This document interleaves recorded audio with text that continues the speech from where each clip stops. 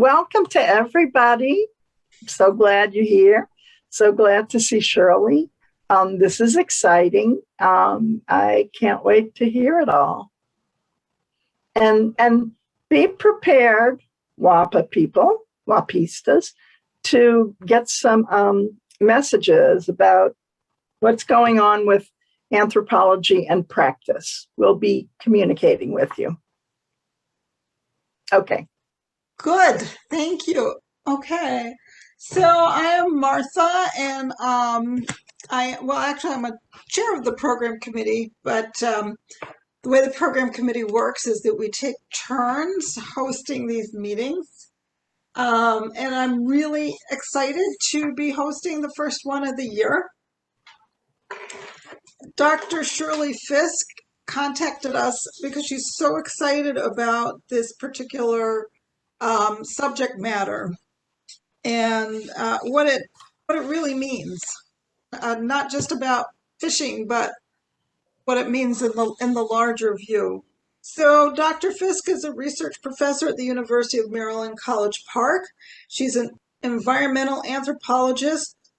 She's had experience with the National Oceanic and Atmospheric Administration, as well as the legislative branches of the U.S. government, and ocean, climate change, and natural resources management and government. So you can see why it's really exciting to have her now. She's also past president of WAPA, not NAPA, which is the National Association of Practicing Anthropologists, and chair of the AAA Task Force on Climate Change. So can't be much more timely than that. Her most recent projects are with the National Park Service on subsistence fishers along the Potomac and Anacostia rivers, and she's currently working on an ethnographic assessment in Rock Creek Park. I'll have to walk by and see if I can be part of it. Noel Lopez is a regional cultural anthropologist, aerial tribal liaison officer, and Edwin C. Beers Fellow for the National Park Service National Capital Area. He grew up and lived in this area throughout the DMV. He's also a former Baltimore City public school teacher, and he's got an interesting background because sorry about that, folks. And he has an MLA from Johns Hopkins, as well as a recent PhD from George Mason University, where he wrote his dissertation on the political unity struck between white Appalachians and Black Panthers during the 1960s and 70s. And wow, we have a pretty full program here, but I would still love to find the time to hear about that. So, Shirley and Noel, why don't you take it away? Okay. Let me say this now before they get started. I'll repeat it later. We will do questions and answers at the end. You can put questions in the chat. You can also use the raise hand function, and I will be calling on you.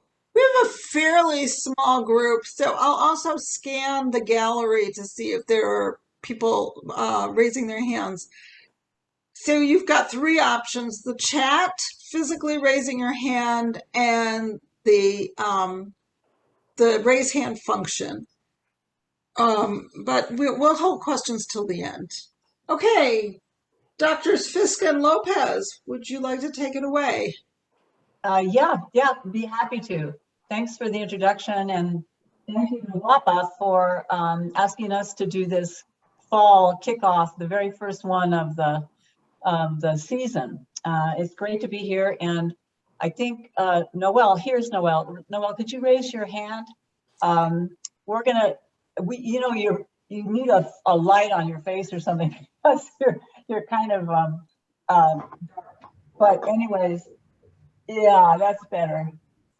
It's great to see everybody. I mean, longtime friends, longtime WAPA members. I've been a member of WAPA for so long. I know most of you, and I even see a friend from my graduate school days here, Jerry. So welcome everybody. And I think I'll just go straight into the share screen and just tell Noelle, you're gonna have to break in when you have something to add, okay? Just don't even raise your hand, just sort of let me know. Done this before. Yeah. Okay. So here we go. This the presentation is called The Known and the Unknown. I want to drag this over this gallery view over somewhere down here. The Known and the Unknown Subsistence Fishers on the Potomac and the Anacostia Rivers. The reason I'm so excited about this particular research project that concluded in 2020 is because as anthropologists, you rarely get a chance to do an actual ethnography. And what the Park Service wanted is an actual an ethnography of subsistence fishers. Here we go. They wanted to know why subsistence fishers are fishing, what are they catching, what did fishing mean to them, where were their favorite spots to fish, and they wanted to know, it's because they were a relatively unknown group to them, park users. The hidden text in it was that they wanted us to sort of upend the assumptions and the stereotypes that people may have about fishing on the Potomac and the Anacostia. These are the two rivers right around Washington, D.C., that sort of cradle Washington, D.C. And they didn't mention it, but the hope was a greater advocacy for fishing and fishermen and the rivers. So what we want to cover today is, as an overview, is of course, the background of the study, how it came into being, why they chose it, and it rose to high priority level in the Park Service, the team, the methods, findings, geographic scope, and what we found about stereotypes of subsistence fishers and the actual, demographic facts that we've turned out. We want to have a discussion about subsistence and why we think we need to reframe the whole idea of subsistence away from the way social scientists and anthropologists have developed it and used it, and why it is so inextricably linked with environmental justice or injustice on the Potomac and the Anacostia. Then, of course, we have recommendations and discussion. Right, Noelle, did you want to add anything here at this point? Not yet. Okay. As background, this is one of Noelle's slides, by the way. People that were working in the National Capital Region right there on Haines Point, they noticed the people hanging out with their boom boxes and their trucks and their containers and this catfish in containers, and the fish were not being thrown back. There's a large number of fish being caught, and they would be there day after day. So it was something that they wanted to know more about, and that's what why they initiated the call for this particular study. This shows you the scope of the study. Is this cursor working that you can see who I'm pointing? It is. Cool. This was 47 miles of shoreline that we were supposed to cover. Great Falls up here at the top of that text box, all the way down the Potomac, partially up Rock Creek, the dark line there, the squiggly line is Rock Creek, down to where the Anacostia meets the Potomac at Haines Point. This is Haines Point. Up Anacostia to the district line, and down this long stretch of the Potomac to Piscataway Park. Piscataway Park is down here in Maryland on this side. All of this is park managed shorelines, meaning it's it's public access, and there are prime fishing spots along there. I will say that Piscataway Park is also the homeland of Piscataway, indigenous Piscataway peoples, and Washington, D.C. is the home of Anacostans. Anacostans were allied with the Piscataway at times. They lived here in Anacostia, more or less. So this involved a whole lot of administrative units. We posted these flyers in Spanish and in English all over the parks, and Noel and his field team put them up on each of the different parks. Here is the field team. You'll probably, well, you recognize me, I'm in the turquoise up here. And Noel is right here. He's in the bottom slide too. But the other one person I would like to give a shout out to is Jennifer Tocken-Spalding. She is the originator of the idea for this study. She is now the cultural anthropologist at the National Park Service for the whole nation. And so she was really the godmother of the study and followed it all the way through to its 3-year completion. I want to shout out also to our friend and colleague, Mickey Crespi, who died in 2004, right? 2004, but she was the progenitor. Park Service asked her to establish a cultural anthropology program to parallel and mirror the archaeology program that had already been long established. This is part of her legacy. So shout out to I'm sorry, I was going to jump in and just say, and one of the things that should be noted is that the Park Service does quite a bit of work in anthropology, but a lot of its focus is usually out west, especially in the Southwest. And so one of the things that we're breaking ground with this study was to focus on an urban setting, to use sort of the methodologies and techniques that are often applied in the Southwest region and also in Alaska and in the Midwest region as well, to an urban setting. And so it's one of the more unique studies that have come out of the Park Service, but it's been very influential since we initiated it. Excellent. Noel was critical to this team. At the time of the research project, he was the field manager in basically he had a team of other folks, including the folks in the picture here, who went out. They did hundreds of field visits to fishing sites. They talked to people there. They tromped through the mud. They slid down the mountainsides. You know how steep the hillsides are around the Potomac. They covered incredible territory. We insisted they go out in duos, because it could be dangerous. And you don't know what you're going to find on the sort of wild parts of the river, the Potomac Historic Trail. So did a great job. He also did the data input and into SPSS, as well as, just providing a constant kind of surveillance and momentum for the team. I don't want to overlook our graduate students because many of you may know them. I know Judith knows the University of Maryland graduate students. We had Jeremy Trombley, who has gone on to a postdoc in glaciology in the Pacific Northwest. Oh, yes, Leslie Walker up here from University of South Florida, a master's MA student, cultural anthropology, and Amber Cohen, who was with the American University and then went on for her master's at University of Maryland, and as she worked with Judith and I on practicing anthropology. Then I can't overlook Don Calloway. He was my co-leader, and some of you who may recognize him because he's my cohort, or even before me, but he is retired from the National Park Service in Alaska. And he is an expert on subsistence, Alaskan subsistence, and subsistence in general. So he added a great deal to this study of subsistence. Plus, he ran all the SPSS runs in addition. The methods really quickly, because I know we want to get down into the findings and what subsistence fishing is all about. As Noel mentioned, did intercept surveys, semi-structured interviews. So we found people who were there that we could talk to and who were subsistence fishermen. We didn't talk to people who were catch and release. We wanted to talk only to that group.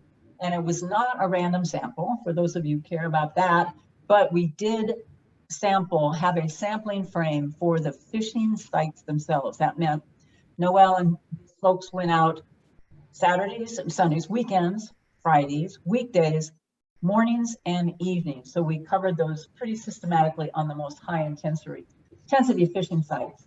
Recorded, transcribed, qualitative. I did the mass QDA. analysis. We all did the quantitative, excellent SPSS analysis. We also had GIS, well, we had GPS data that we integrated into GIS maps that showed where people were coming from their home, how far they went to the fishing site, and what their residential area looked like demographically with racial data and ethnic data. We also had kinship data, so we can tell you where they learned fishing and all of that. Shirley, just real quick, and part of the reason that we had to have that sort of semi-structured technique in part is because the federal government and the Park Service has limitations in the type of data collection that we're allowed to do. And so this was this method was the one that was most open to us collecting as much data as possible while not violating very strict rules that the government has as far as collecting demographic information about people. So it took we actually spent like a week working back and forth to decide what sort of methods we were going to take or we're going to deploy in this project, and it's proven fruitful because we've used it many times after this. Great. So what are the stereotypes that people have about fishermen on the rivers, in the Anacostia in particular, but also Potomac? They are things like, well, people just don't, why are they fishing there? That is the number one question. Why are people fishing there? Don't they know the river is contaminated? The fish aren't safe to eat. They probably can't read English, or maybe they can't read at all. A lot of stereotypes. It's only poor people who fish, and nobody has enough money to buy food. Those are kind of the general public's stereotypes about what subsistence fishing means and who are the people who are subsistence fishing. And the Park Service really wanted us to see whether that really was the case. So I'm going to tell you some of the findings now. I'm going to talk just about the demographics at first, because these are all the numbers, but I wanted you to have pictures of actual people, because it's not just about the numbers, it's about the people and who they are. So the average age is 42 years in our subsistence fishing. And one thing that blew us away was that the average number of years they have fished is 22 years. 22 years on the rivers, catching fish, learning how to fish, all of that. I mean, that's half the life of, it's most of their lifetime practically, if you're 42 years old. They're in education, in terms of education, 82% finished high school and got their GED. They seem to be a pretty literate group to us. But to clarify that we were looking just at subsistence fishermen is this little frame, this little text box down here. Those are people who go fishing.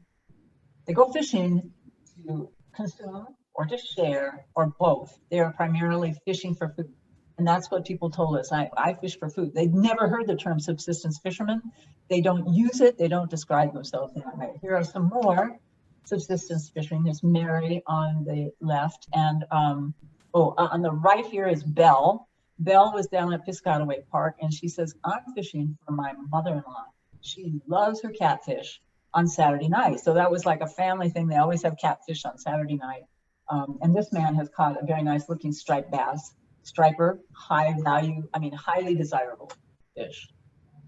And it's all this fishing, by the way, is legal. I forgot to mention that. It's legal to, they need a license, but from DC, Virginia, or Maryland, but it's all legal.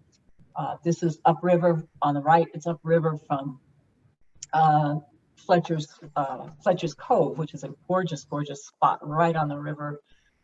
Very famous fishing spot. So do they fish very often? How often do they go? It turns out another fact that blew us away, 66% fish 2 to 3 days a week. And 20% fish 4 or more days per week. That is just amazing. These are committed fishermen. It's really something more than just a hobby. They're very committed to fishing. Everybody fished more than 1 day a week. We did at least 1 day a week. They catch, what do they catch? Well, blue cats, channel cats, striped bass or stripers, rockfish. Those are all 3 names for the same fish, and yellow perch are the most fished for and caught fish. And we estimated that 200,000 pounds of blue catfish come out of the rivers of the Potomac in particular every single year. I mean, it's an amazing amount of biomass. Before we go into questioning assumptions, I'll also say that there is a huge amount of sharing across all ethnic groups. Everybody shares their fish. The vast majority, 82%, share their fish and consume parts of it. And blue catfish is the most often caught species. That's an invasive species. It has taken over the ecosystem, the fishing ecosystem. There it's from Mississippi, but it's taken over the fishing sort of ecosystem there in the Potomac and the Anacostia. Channel cats are another kind of catfish that are edible and caught very often. So in addition, these subsistence fishermen have jobs. Almost all of them have jobs. We didn't code for that, but we did ask them in our long 45-minute interviews, are they working? What do they do? And we got answers for most of them. And they were mostly blue collar, I guess I would say, to use an EDIC, quote unquote, category. Several truck drivers, heavy equipment operator, service technician, person self-described as a driver, working for the county. It could be, roads or anything. And I'm not sure. A school administrator in DC public schools, letter carrier for the post office, working as a nurse in a nursing home. He would come out and fish during his breaks or during lunch or right after lunch when the nursing home people were taking naps, basically.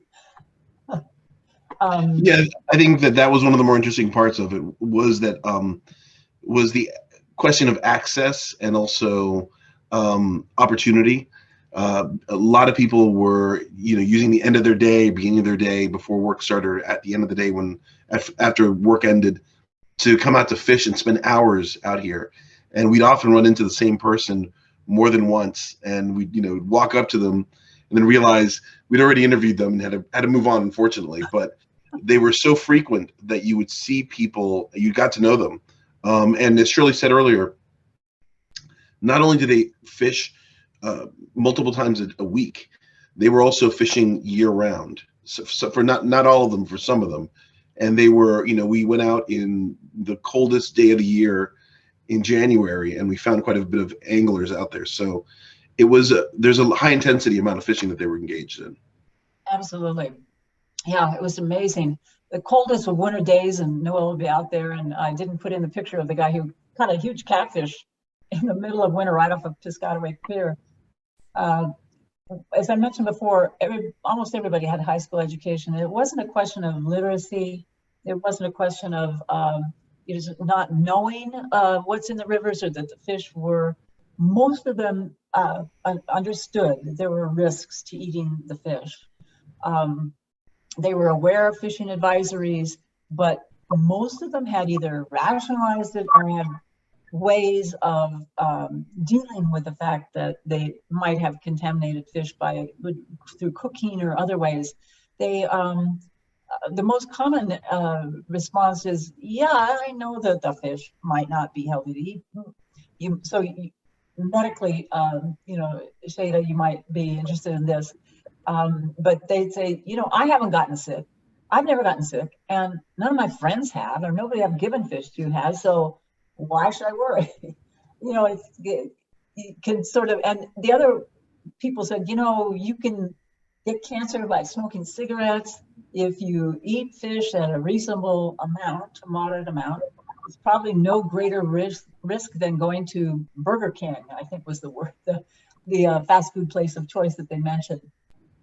But I will say, as an outsider, as an anthropologist, that very few people mentioned toxins like chemicals or cancer-causing chemicals like PCBs and PAHs. They all focused first. The first thing they do when they caught a fish and wanted to keep it, if it's the right size, they would check its skin and see and look for lesions. They would look for tumors. They would do a visual inspection, which is, they said, it's just like picking your produce or picking your meat in the market.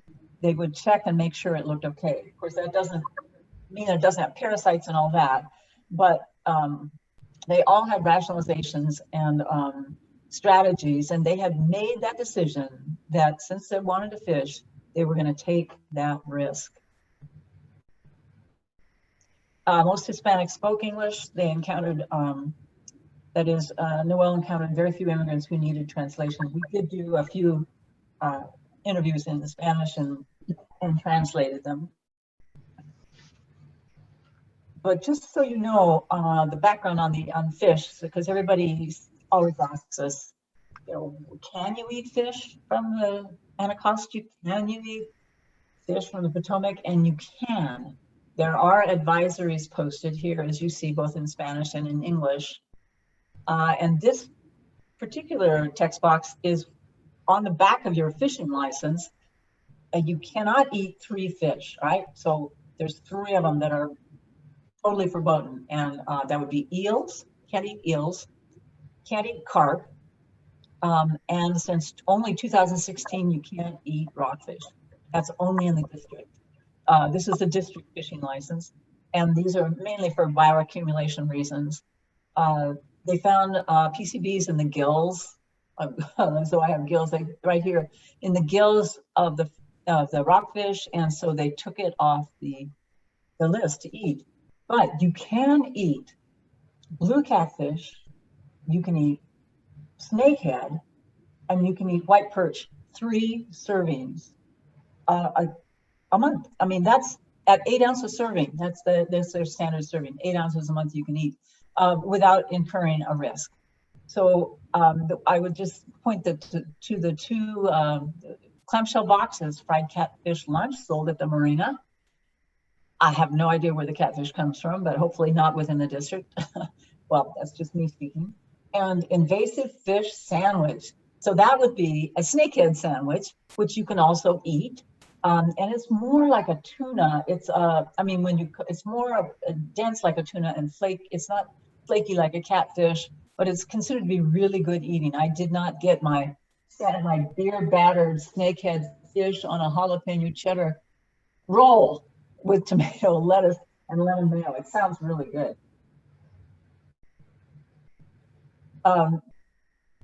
So we were not asked to do a medical study or look at the health effects of eating fish from the Potomac. That would be much more than we could have undertaken with the funding. It would have been a multi-agency effort.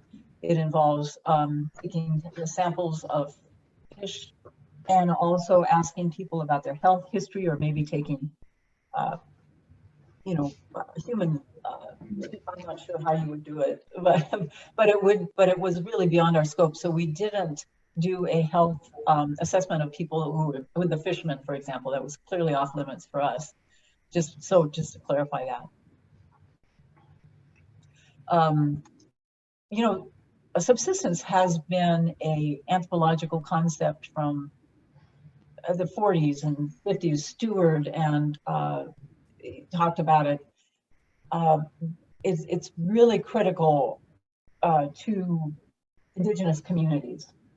This diagram is a beautiful diagram illustrating from Don Calloway, illustrating for Alaska, Indigenous people, Alaska Inuits in particular, of why it is so important, the cultural importance of subsistence. And I'll just mention really quickly, you can see the nutrition part is really critical because this is what you're going to be eating over the winter. Socialization, the elders teaching younger people how to prepare.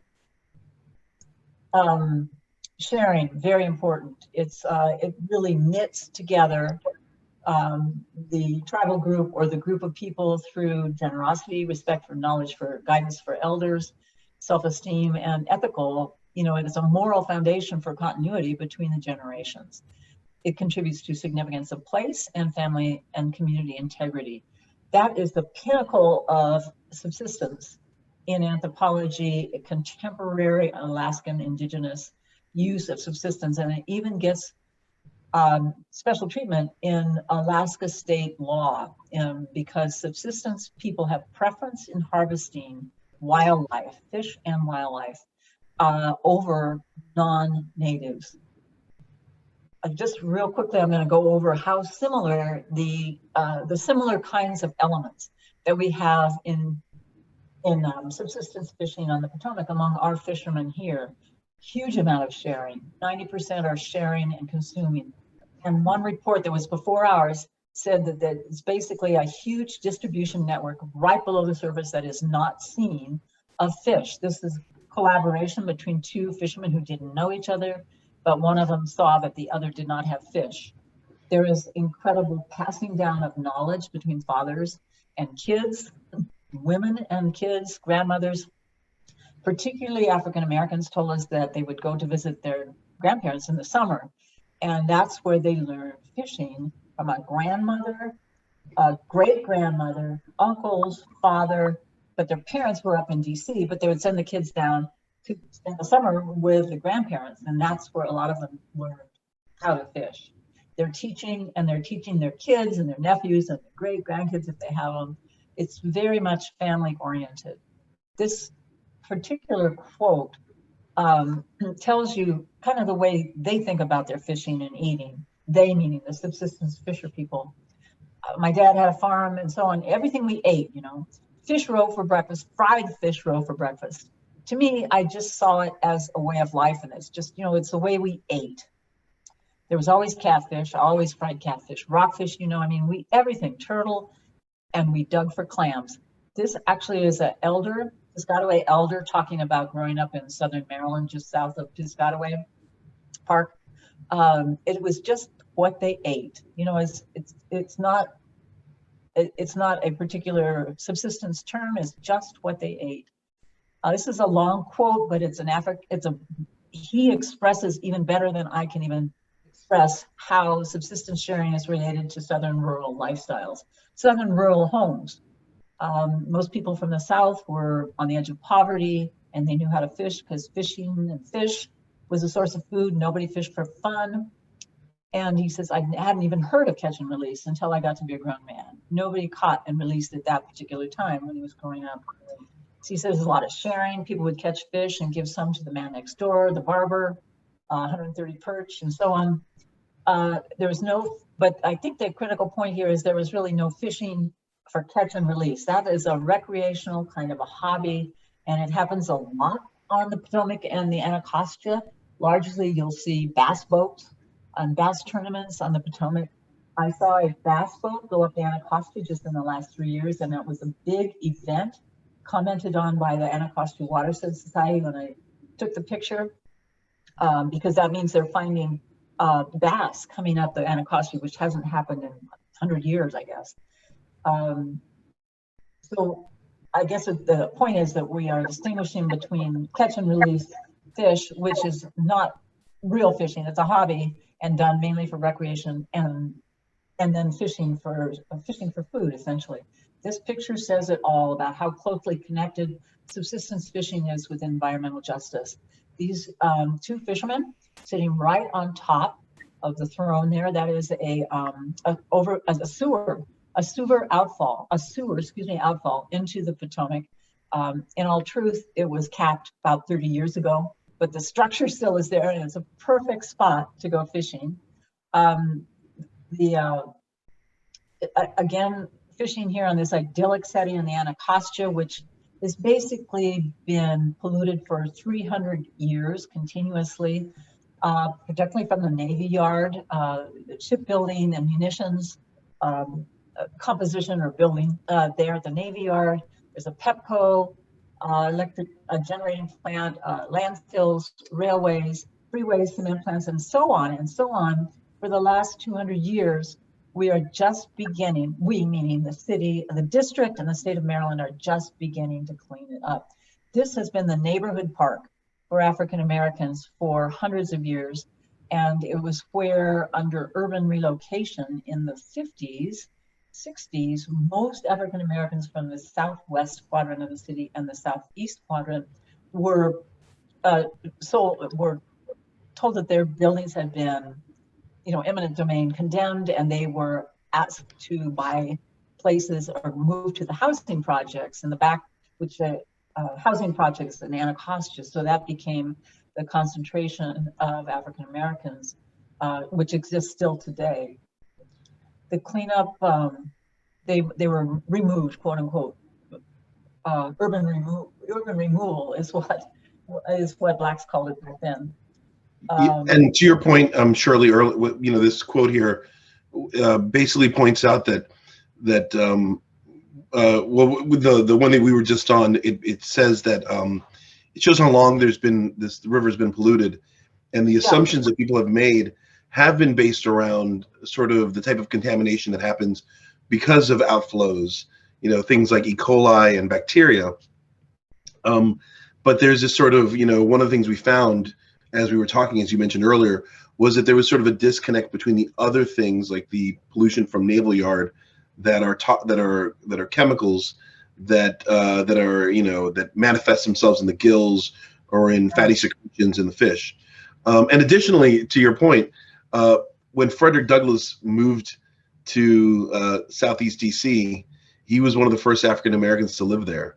So it just shows you the shift that happened and the very intentionality that the city fathers had when they started moving people, as early as the Wilson administration forward, from places like Georgetown, where, one of the reasons we focused on the map in Georgetown was that there once was a very prevalent, large African-American community that lived along the Rock Creek, sort of where it intercepts in Georgetown. And so this shift and this change has been an interesting sort of thing to study, because it's also, we at one point in our study, we got into the question of the racialization of the river and the way that people perceive one side of the river versus the other, and the way we almost subconsciously blame the community that lives there for the pollution that exists there, when in fact, as we found, the pollution pre-existed the establishment of the city, as DC, because of the intense sort of agriculture around cash crops that were happening up the Anacostia River in places like Bladensburg. So it was very interesting to just see the way that these things play out in the narratives that we have, versus when you start looking into it, really sort of the origins of some of these things. Yeah. Noel reminded me that one of our quote methods that we used was ethnohistory. And as part of this project, we did ethnohistories of the Anacostia African American community and the Piscataway Native Indigenous community, and attempted to do a small little look at demographics in the Latinx and Hispanic communities in the interior of DC. So I do recommend the report's very comprehensive, and I totally recommend it. not surprisingly. So this slide shows geographically again where the hotspots are located in the Anacostia River. The big C here that looks like a Trojan helmet or something is the landfill, the Kenilworth Park landfill, where they burned garbage until the 50s. So there was a tragic accident of a local kid who got burned in the landfill. I mean, the incineration part of the landfill. Washington Gas, Petco is down here. Poplar Point, which now Park Service has a stewardship over. But you don't see any of these hotspots on the Potomac. It goes to the kind of the narrative that because poor people lived here and because of because they were Black, probably, there was very little effort done to clean up the river, the Anacostia.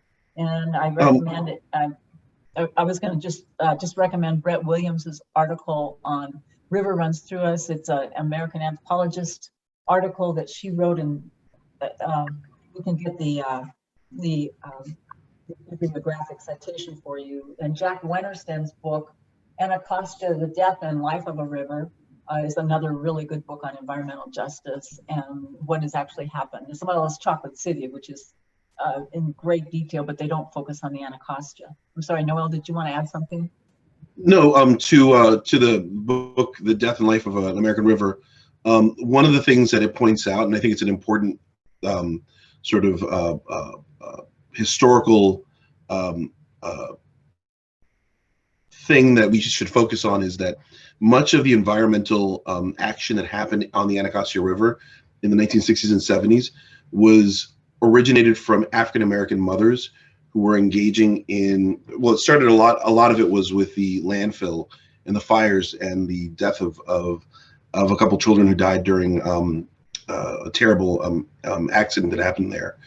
But then later on, one of the ways they addressed questions of racial justice was specifically focusing on environmental justice. So I think one of the things that I've tried to bring to the fore as we've been working more and more in these communities is to step away from sort of a patronizing, we're going to educate people about environmental issues or the environmental justice movement, and in fact recognize that many people in these communities, the grandmothers were very plugged into this in the 1960s and 70s, mostly because it was part of their lived reality. And as you can see from the hotspots, it's almost more spots that have some sort of issue than not. And so it was intense focus for them, at least from the 60s up until the 80s. A lot of community leaders emerged during that time, but it's tough to get the city council to take action when there's so many other things that they were dealing with. But to your point, the state of Maryland is finally stepping up and realizing that a lot of what comes to the Anacostia comes down from above the district, from the tributaries and the headwaters of the Anacostia beyond Bladensburg. So they are actually a big player in the cleanup. My subtitles here did not come out. They're white. So we're gonna wrap it up kind of, I'm going to skip the subsistence discussion. We can come back to that if you want to know how we'd like to suggest we need to rethink the whole concept of subsistence. But I did want to go on to our recommendations, and this is the recommendation part, and the part where we talk about the value of the study. Of course, we made recommendations on facilities and grounds and communities, and these are the easy recommendations. And really, we all know that the park has a huge backlog, and it's going to take time to address these. But things like put the trash cans where people are using the picnic benches and where fishermen are fishing. You can put little circular baskets that go on these poles where my cursor is going right here, and those are for fishing wire and fishing hooks that you can put them in there. They just right on the rails right before the Washington Channel, right before you fall into the channel there. You could put a number of those, and that would help people from getting hooked up in them as they're walking around the perimeter outside there. We also did recommendations though on outreach and fish advisory communication, and to Noelle's point about patronizing, or I think what we learned in this study is that people are committed to fishing. The subsistence fishermen are committed to being out there to fishing.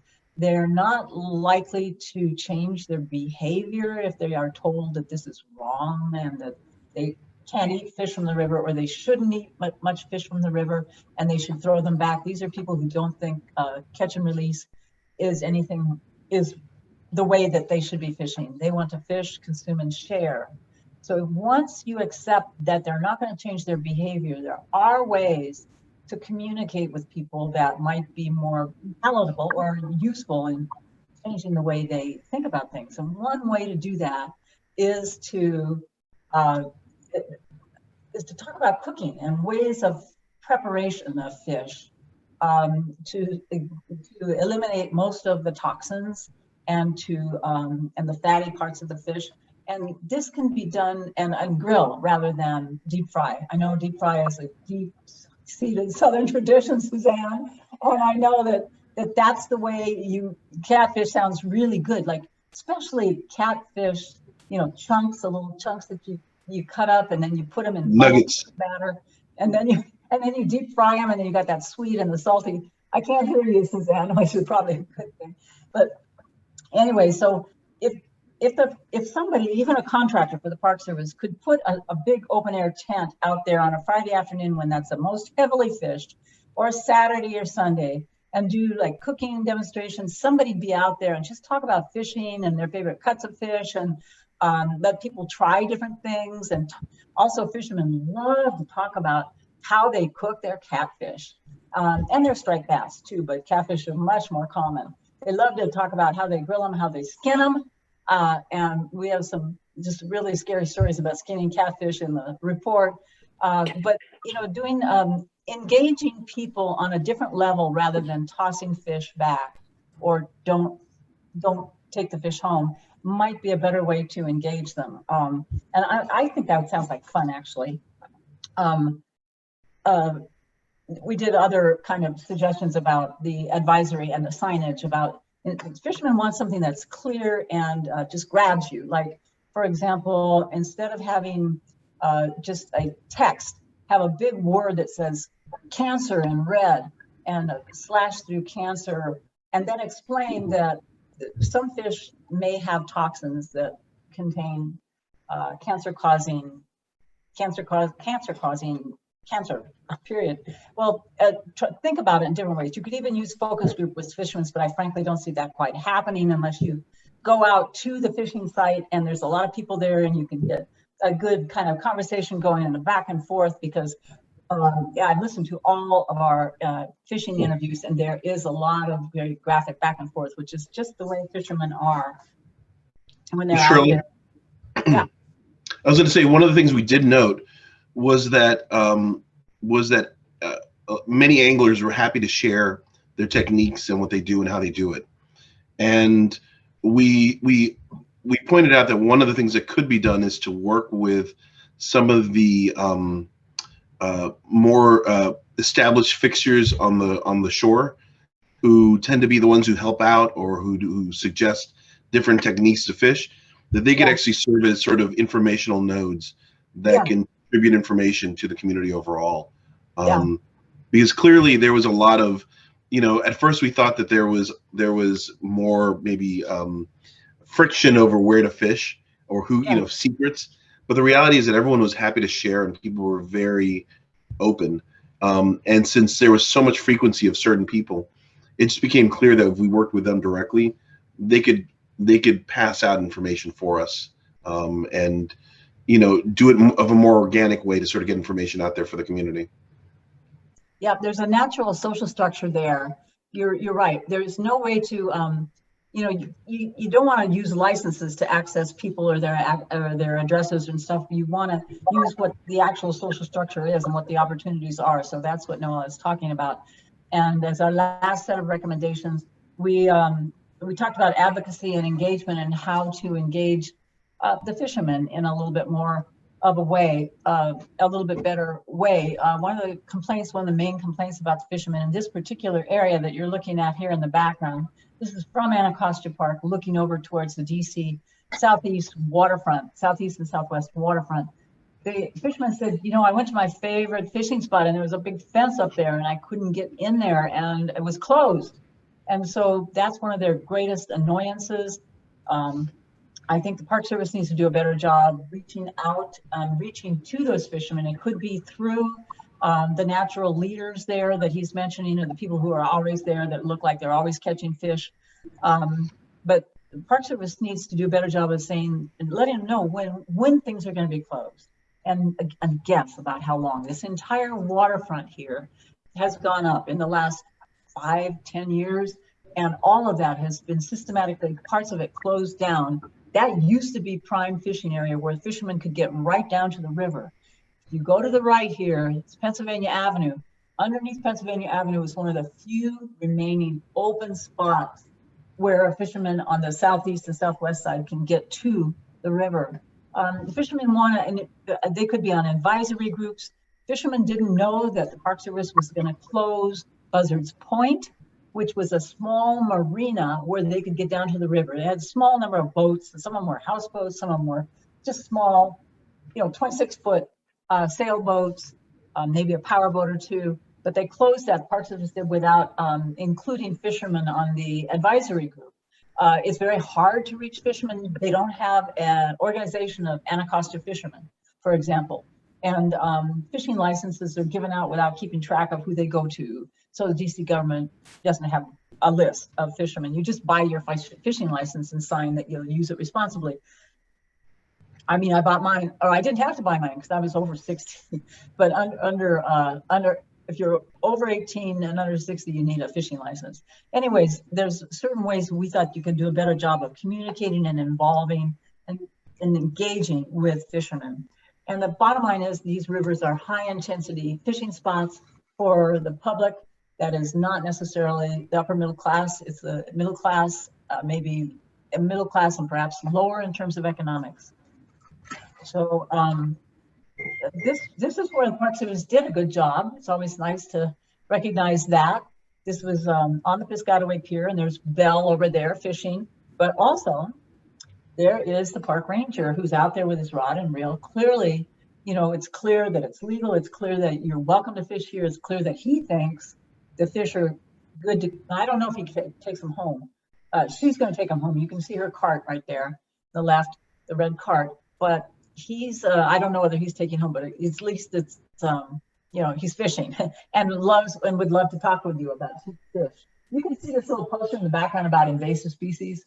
Those look to me to be blue catfish and maybe snakehead.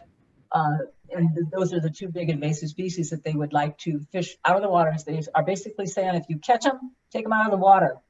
It doesn't say take them home, but it just means if you catch them, don't throw them back. We don't want them back in the water. So the value of this study, just 4 quick things, and I hope you will feel comfortable adding more. First of all, it expanded the understanding of what subsistence fishing and subsistence is in the lower 48. It highlights the environmental justice aspect of fishing in the Anacostia and the Potomac. It stresses increased advocacy for fishers, fish, and urban rivers. And finally, it leads hopefully to a stronger effort to maintain access to fishing sites for the fishing public and greater impetus to involve fishermen.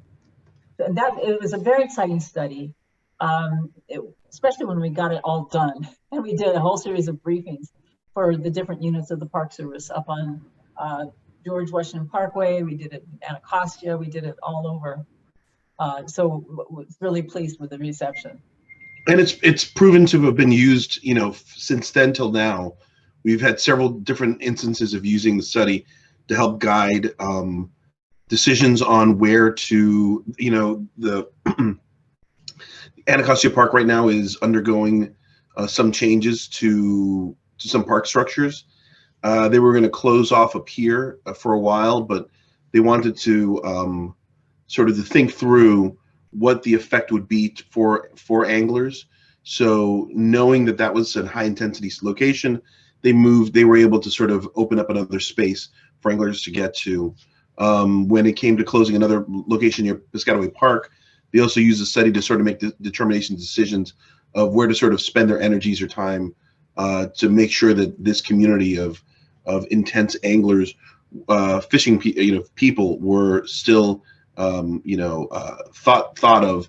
And it wasn't just something where the park goes in, knocks out a bunch of resources, and then realizes later that there's a community that's upset. So it's been applied and been used to some degree already. So it's proven it's more than worth it, the study in changing the minds of park land managers. So it's been really useful. Terrific. I love to hear how things are developing. At one point, Anacostia was thinking about hiring another ranger, right? And I don't know if they did that. And the ranger was, I was hoping that part of their responsibilities would be connecting with fishermen and women.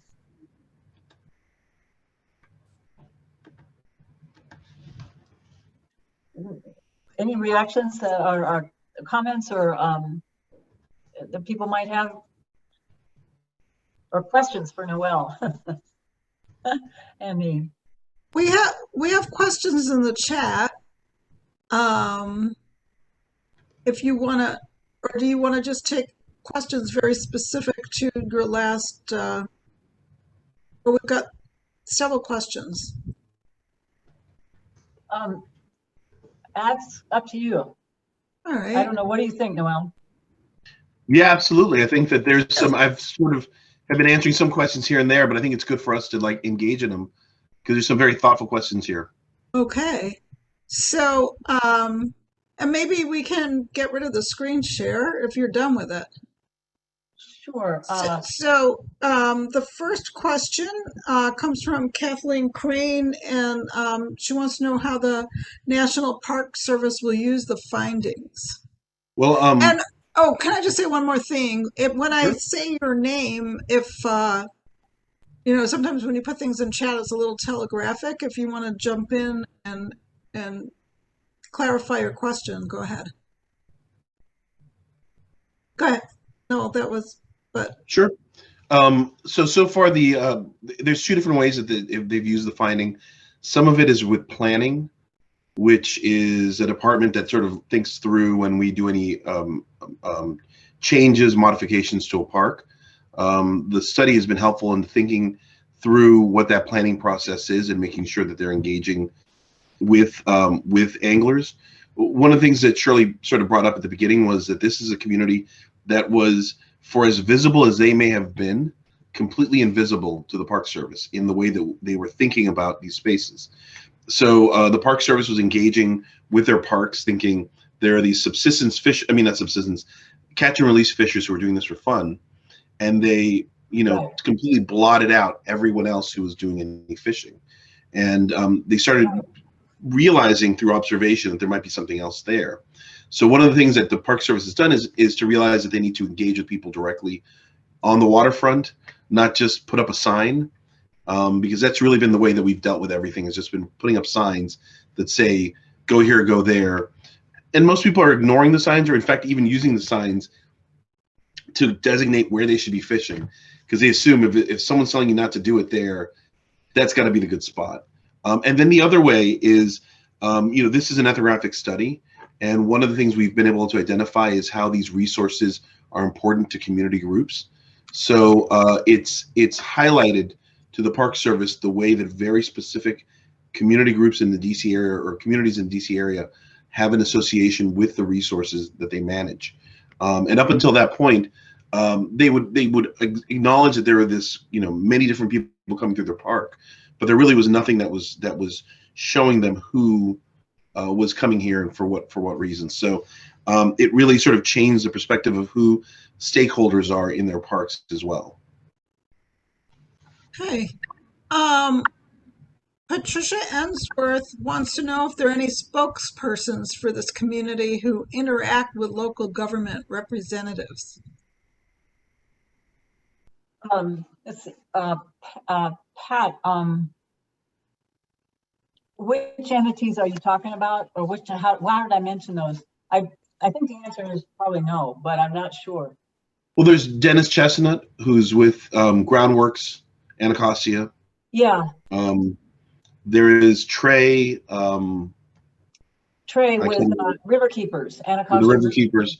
So there's many people who sort of work at the community level, who are who engage with more directly with communities in Anacostia and also the Potomac, who we interface with. And then there's whenever we have a development concept plan or something, a DCP, more community members will come out and engage with us. But really, it's a lot of it is done through groups like the River Keepers or Groundwork Anacostia. Just elaborate on the question for a moment. Sure. I was wondering to what extent this group has a self-image as a community. For example, the catch and release fisherwomen, probably that's recreational. People are in contact with each other and they see themselves as an interest group. Kayakers do. But is this a group that has a community and a self-image of heroes and storytelling and things like that? You're talking about the subsistence fishing community, Exactly. I guess, right? Yes, that's right. That's right. That's one, I don't know, Noel, that's one of the things we concluded is that it doesn't. We thought there would be more of a sort of a informal community of fishermen hanging around Anacostia Park, it does tend to, the groups do tend to sort of break up under along ethnic lines when you do see them, ethnic or racial lines. But as far as I know, there's no subsistence fishermen association or network, unless there's a network, which would be, you know, on social media or something like that. But even that, I haven't seen it. I have not seen it. You're right about the bass fishermen. There are tournaments. There are several groups all up and down the Potomac. They do, and the Park Service knows them. They interact with them all the time, and probably not the city government, because there's regulations and that are, I mean, basically they just take the regulations as they are. And those are well heeled and well attended. And it's actually, the Potomac is a destination for blue catfish. It's amazing for the catch and release fishermen. But I don't know, Novella, I didn't find a real social structure unless it's just around certain sites. I mean, I think it was spontaneous is what we found. There was a lot of spontaneous sort of eruptions that would occur, and people would come together and socialize together at the moment. There were some people who were seen as like Catfish Man. There was one of the first people we interviewed, and he was someone who the community back home saw him as sort of almost like a local hero. He would bring food to everybody. So there were some people who were seen as, but you know, we were within each other. It might not have been there, but clearly a lot of them were fishing not only for themselves, but for many people at home. And by home, I mean they're in their neighborhood or community or their apartment building.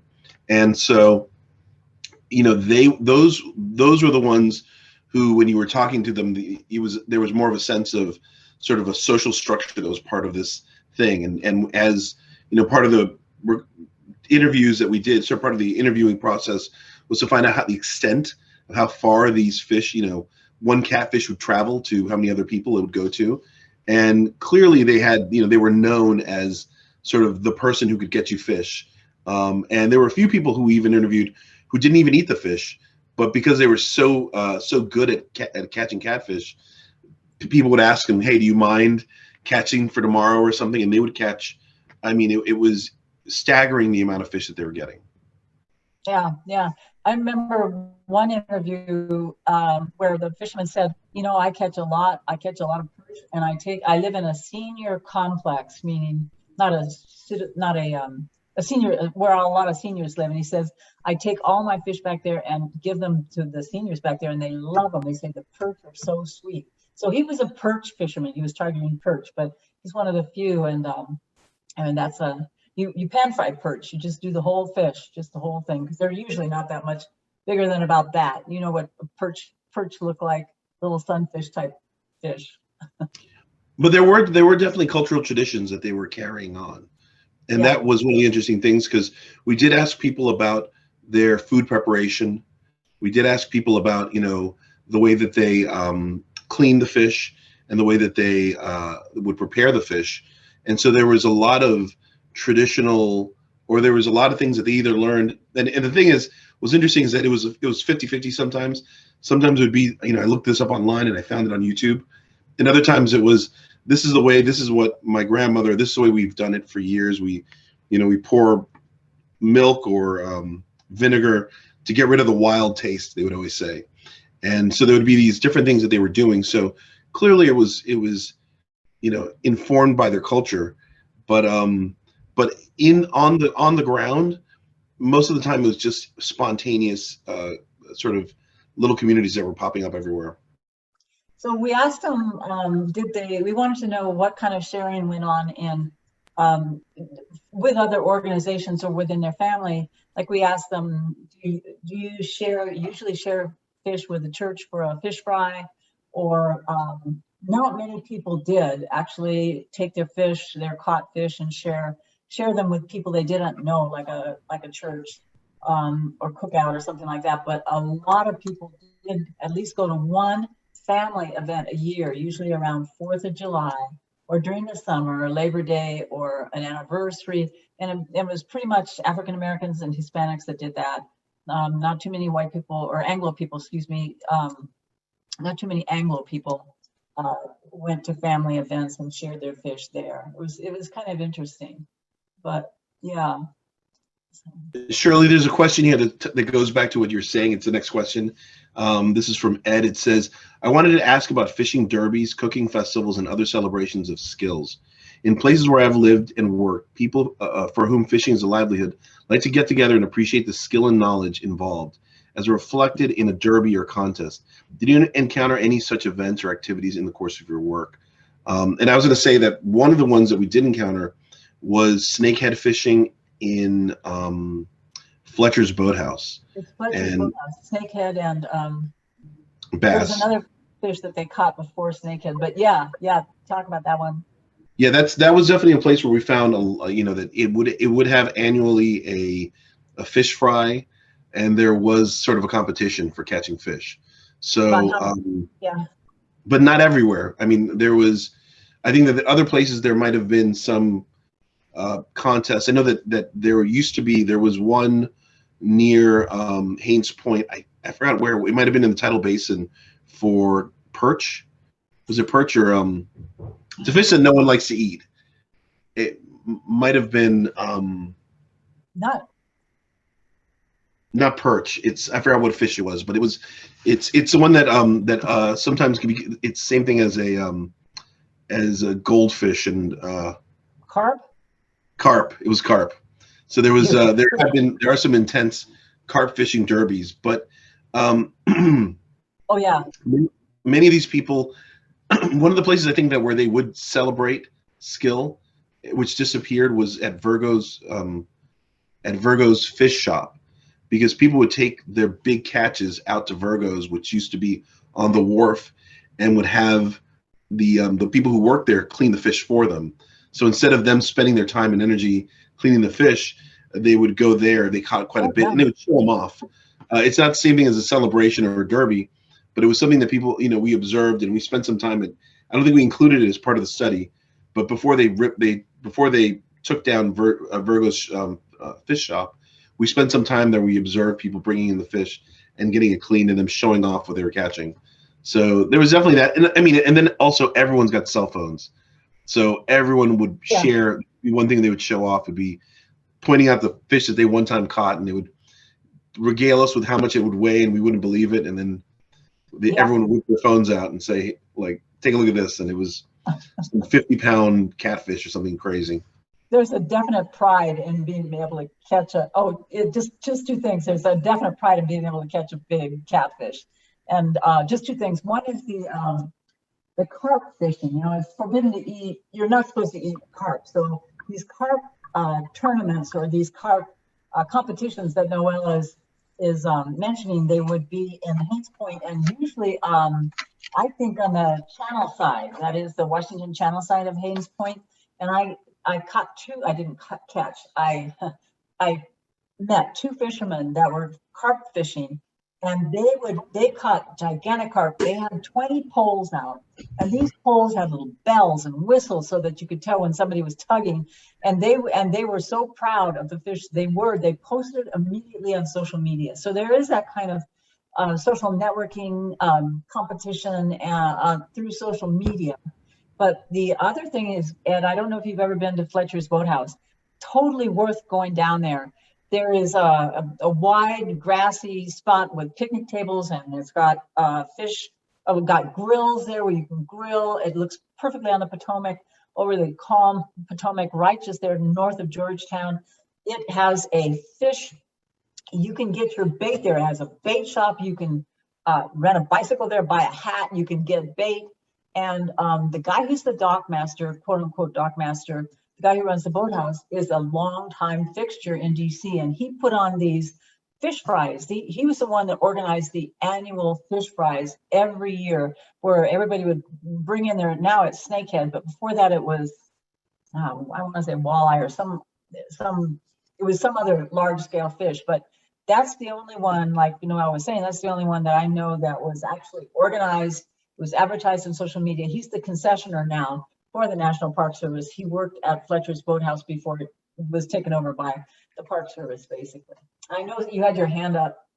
Was that you, Shayna? You had your hand up? I was actually just acknowledging the large size of the fish. I was remembering a photo that someone had shown me of a large fish they had caught. So, but there is a question in the chat, but it's further along. I think there are others beforehand. Shirley, the next question. I'm sorry, someone else can read it. No, go ahead. The next question was: did any interviews talk about perceived physical or mental benefits of the act of fishing, e.g., stress relief, exposure to nature, camaraderie, feeling, or benefiting the community? Yeah. Can I elaborate on that? When we were talking about health benefits, it seemed to be solely around the question of consuming the flesh of the fish, whereas, there can be other potential health benefits. I'm wondering how holistically the questions were addressed and how holistically people tend to think about it as a way to sort of access the community and put what they're doing in more of a positive light, instead of, you were saying there are issues with approaching people and saying, do you realize what you're doing is harmful or potentially harmful? So that's the light in which I was asking that question. Well, actually, there was quite a bit of that. Like, people felt that this was an oasis from their busy lives.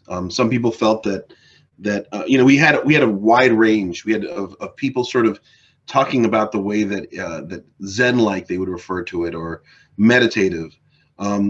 We interviewed a Latino family who stated that it was almost like part of a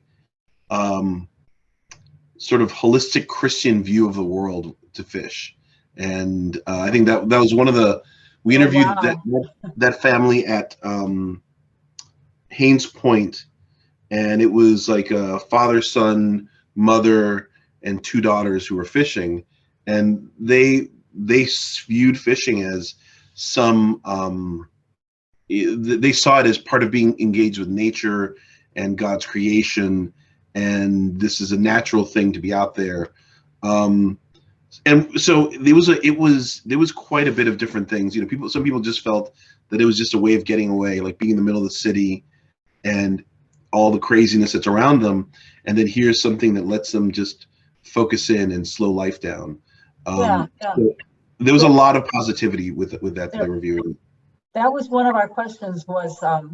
Thank you for asking that question and Noelle's response. But the question was on our semi-structured interview was, well, what does it mean to you to be able to fish? And the number one thing, the highest, I did the analysis in Max QDA, the highest, most frequent response was something like relaxation. It wasn't quite as Zen oriented or as spiritually oriented, but it was simply, I can get out of the house, I can get away from people yelling at me, I can get out here and I can do what I want to do. I'm out of doors. I love being out of doors. It's relaxing. I love fishing. That whole complex of just relaxing and enjoying it. And this another of the second tier was the sociability. I meet other fishermen. I can talk about fishing. I meet other people. And that sociability is an important factor for fishing. Not some fishermen fish alone, but a lot of them really like getting together and sharing the fish and sharing fish stories. And if you go to Haynes Point on Sunday afternoon, you'll find the same 4 or 5 guys there around a picnic table with their boombox going, music sounds going, or the Redskins. No, they're not the Redskins anymore. The Washington team on a little B, and they have their little cooler set up and the grill's right there. And one of them told me that this is a great way to catch, quote, chicks. I mean, that's actually the word he used, which has surprised me, African American group. Anyways, so, and they can meet people, and if they have a table, then people will come by and stop and sit and talk to them. And so part of it is socializing. Another one is you feel good. You feel good about yourself when you're able to catch fish and you can share it with other people, especially people who need fish, or you can take it home and eat it yourself. It's self-provisioning, the sort of feeling that you're competent and you can do something good and helpful for other people. So that subsistence fishing takes on that dimension of confidence and helping other people and sort of self-provisioning. So those are at least 3 of the elements. Then family, I'm able to pass it along and pass my knowledge along to my son and my grandkids. So those 4 elements were really what people talked about when they talked about why fishing was important to them. I mean, I think if you look at the whole range of people we talked to, those mainly why they expressed why they were doing it. I mean, a few were doing it because it expands your budget. You know, you can get fish where you don't have to buy it, because otherwise it would be expensive, which it is. So some of them were food insecure, but not a whole lot of them. We did ask questions on food insecurity, essentially. There's also a question of tradition as well. You know, Haynes Point, one of the people that we interviewed said that Haynes Point used to be part of like an African American park, was the way that he sort of phrased it, and that he viewed certain parts of the city as being historically primarily areas for African Americans to congregate and gather, and that as time is going on, the parks now suddenly care about this. They're pushing us out of it. So fishing is also, for at least one gentleman or one group of men who we interviewed, and I think it was a group that we did in the middle of the night, like at midnight in the summer. To them, it was like a form of resistance and holding on to traditions.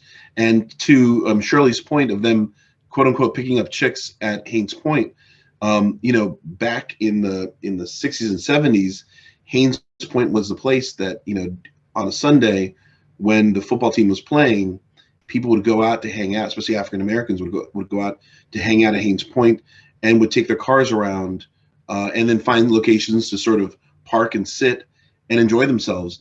So there are these sort of ways that African Americans have been using these spaces for generations that that they're sort of hearkening to, even though now they're just a few of them, not as many as before, fishing. So some of it is just claiming your space or claiming your place in the city.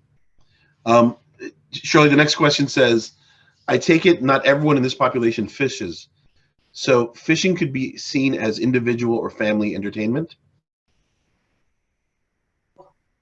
Absolutely. Yeah, a lot of not all, but a lot of the fishermen we saw were there with their families, like the one slide that I had of Hispanic or Latino family that was fishing in the Potomac, and the kids would learn at the same time, and I think, you know, the wives would hang out and girlfriends would hang out, and yeah, it's recreation too for families. Is that what you meant, Bill?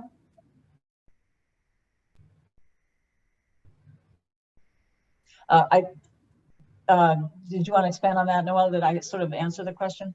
Yeah, I think you did. I think that that it's seen as something. I mean, what we found was that there was a lot of multi-generational fishing that was happening. There was, there wasn't. It was more than once that we encountered uncle and aunt with kids, or father, mother, or someone, but it was often family members. You know, grandmother taking out grandkids. I think one of the photos we took of people underneath Jones Point, where the bridges, was of a grandmother and grandfather, and I think the grandmother was in a wheelchair, and I think that she had her grandkids just off the picture. So, and in fact, one of my favorite pictures, and there, you had it there, but I think if it's zoomed out, you'll see it better, is of a father working with his son and daughter in getting a hook out of a fish. And this guy was, and unfortunately it was an interview that we lost the digital. It was one of the ones that, it was a great interview, and I did it with Jeremy, and when we went back to listen to the recording, it wasn't there. So that happens. So there's a lot of sort of intergenerational things going on as well, which are great. Next question, Shirley says, you mentioned that people inspect their fish to see if they're good. Yeah. Has anyone looked at if these assessments were in fact identifying fish that were dangerous to eat? Could this knowledge be used to engage people in determining if they should eat fish from polluted waters like this one? Well, we did not look at the fish they were catching. We didn't look at that. That's a really good point. It's just kind of general knowledge that fishermen have about, if the fish looks, weak and lethargic, it's probably not really healthy. But if it's flipping its tail a lot and very, fighting against you being pulled in, then it's got plenty of energy. And lesions are easy to see. I think Joanne has her hand up. I think she might have a addendum. Well, Okay. I actually have a follow-on, so let me hear this and then I'll ask the follow-on. Okay. Sure. Shirley, I was going to say that one of the things I did think is that when we talked to the fish ecologist from Q, she pointed out that that some of those traditional food preparation techniques that they were using would be effective in getting rid of bacterial issues, like the vinegar, soaking things in vinegar, or some of the ways that they're cooking it. But unfortunately, it was the heavy metals and chemicals that they just sort of, when we would say risky, or that this is a risk, they wouldn't really understand what we meant by a risk. And they were assuming that many times when they would say what the problems were with the fish, it was either going to be a lesion, as you pointed out, their eyes were not clear, a tumor, or three eyes. Sometimes they said 3 eyes. Yeah. Or the fact that the water they said it was dirty. The water right here is filthy or it's dirty. So if I just fish over there where the water's cleaner, which is literally 50 feet away, it'll have less contaminants. So a lot of the assumptions were around contamination of the water, dirtiness, bacteria, and not these other sort of more granule things that we are concerned about when we talk about, that the fish may be risky. Yeah, so to the question, I mean, fishermen's knowledge is kind of generalized fishermen's knowledge that crosses whether you're subsistence or or just fishing in general. So I'm not sure. So we didn't check out and to see whether it was actually accurate. And as Noelle points out, it doesn't catch whether they have worms or other parasites. It doesn't catch what kind of contaminants they're bioaccumulating, like PCBs or anything like that, or whether there's lurking infections. I mean, it doesn't capture that if they just visually inspect it. But yeah, Joanne, you want to? Yeah, that's great. One of the reasons I asked this is I wondered about creating a different kind of education campaign, not just for waters like this, which are well known, but for example, I live on an artificial lake in Columbia, Maryland. Lake's been there for 40 years. It's stocked, but these fish have been there, and etc.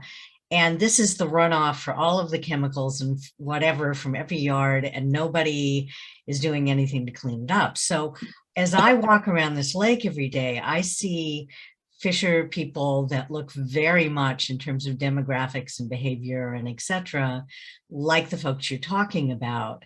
It's a mix of the catch and release and these folks. And, if I say, oh, are you going to eat that? I get similar kinds of responses. So I'm wondering, how this could be used. Well, first of all, has anybody ever looked at the waters or done fish tissues? I have no idea. I haven't. I haven't done anything more than walk around the place and right. Observe. Well, yeah, it would be it's in Maryland, right? The state of Maryland, the DNR, the Department of Natural Resources, or they do have a fisheries department. But how would we communicate with people? I mean, on a personal basis, you could say, I have this friend who fishes on the Anacostia, and it's kind of similar to this, where you have a lot of runoff coming in here, and he or she's worried about, the person that is worried about eating fish from there. And in fact, the district has put up advisories or kind of warnings. Do you think you ought to worry about that? I mean, right. I'm wondering about taking your findings and developing things, something. And I'm wondering if there's something to develop. That's the question, because, I suspect that the people I'm seeing fishing are probably, very similar demographic. There may be family networks, and, if you live in the Columbia area or Maryland, you fish there as opposed to in Anacostia. So, it's a sort of general, and I'm sure there are lots of other bodies of water like this. Yeah. Well, one of the things we did, I'm sorry, go ahead. Go ahead. Noel? No, I was just going to say one of the things we did find was that not every angler had could target specific fish, and so one of the things we looked at was the type of bait that they were using, the type of technique that they deployed, and we found that that for some, and it's hard to generalize without looking back at the data and really getting down to it, but for some, they found catching a rockfish to be some sort of mystical thing that happened once in a while, whereas there were other anglers who were experts in catching rockfish and could target that very specific fish, and they would know how to use their bait and the lures and everything else they had to get certain fish. And I think that one of the first things that we thought of at first, and then when the report came out that sort of inversed which ones were the most fish that had the most contaminants versus not, at first one of the things that we were thinking of was suggesting was helping people to learn other fishing techniques that allowed them to sort of target the ones that were less, and it goes back to what Shirley said earlier about food preparation as well, that there are these sort of interventions where we don't tell people not to do something, but we give them other options that allow them still to engage in a very similar way, but maybe we don't want to say reduce risk, because who knows, right? There's too many, as Don Calloway would always say, there's too many vectors for us to read into, like, be able to make that determination, but maybe reduce risk to some degree. And again, we had one idea, and then as soon as the next year's report came out saying which ones were contaminated, we can no longer say that. But something that we did think was that there was maybe people learning how to target more specific fish would be good. And one of the things we didn't talk about in the here, but we did in the study, was to make a determination of which fish were the most desirable versus least desirable. And we found that rockfish were, without a doubt, the most desirable fish for people to catch. Yeah. People wanted rockfish. And it was seen as a delicacy. It was seen as a much more, like the more cleaner fish to catch. And people would say, well, it comes out from the Chesapeake Bay, because it's an anadromous fish, so it goes from the sort of brackish waters of the bay all the way up here, so it's got to be cleaner. And it makes sense. I don't think it was accurate, but it makes some sense that it's coming out from other waters, so therefore it must be cleaner. But it didn't account for bioaccumulation or anything else. So I think one of the things that we suggested, or one of the things that can be done, is to teach people how to sort of target very specific fish, and then you can maybe avoid some of the more fish that have more bioaccumulation. That could be something that we could maybe spool out of the study if we were to show, like, well, some people just don't know how to catch this fish. But the other thing is that some of this comes back to tradition. If you learn to fish a very specific way that your family taught you, those ways will catch you the type of fish that they caught. And so it can become, it's a double-edged sword, telling people not to do something because what do they put in its place? So it's important to maybe think of, like, what we, not just say no, but say, okay, but there is this other option you can use. Thank you. Good luck with that. Really depends No, on what kind of fish it is. And who this isn't a project. This was just a question. Yeah, I think there is something. Yeah. What's next? Ed? There's one here about, it says, thank you for the great presentation. This project not only involved SMCM alumni, Les Walker, but inspired anthropology environmental studies major Hannah Krause to do a follow-up research. I actually worked with her on some of the research she was doing. I wonder whether you heard about the exhibit the Anacostia Museum put up in 2012 on urban rivers. We actually worked with Katrina Lashley afterward on some of the work that she was doing on urban rivers, and we saw some of that work. There's also a historian from University of Maryland Eastern Shore, whose name I can't recall, who worked on this. I think Thames or Thames, and several other rivers that were involved. Yes, that was. I remember seeing that study that Katrina Lashley put together. Thanks for a great presentation. I have to leave early. I'll follow up. All right. Next one says. Well, Noel, just to underscore what Bill brought up, there was that urban rivers exhibit that they did, and we did talk to Tony Thomas, who's the education director at the Anacostia Community Museum, and you actually participated then and followed up with on the Urban Rivers project, which was a great project. That's right, and I think we ended up publishing something with their monthly or yearly newsletter that they put out on urban fishing. Next one says, to what extent did you encounter youth fisher folks? How do they relate to the intergenerational stories you described regarding apprenticeship, attaining of skill?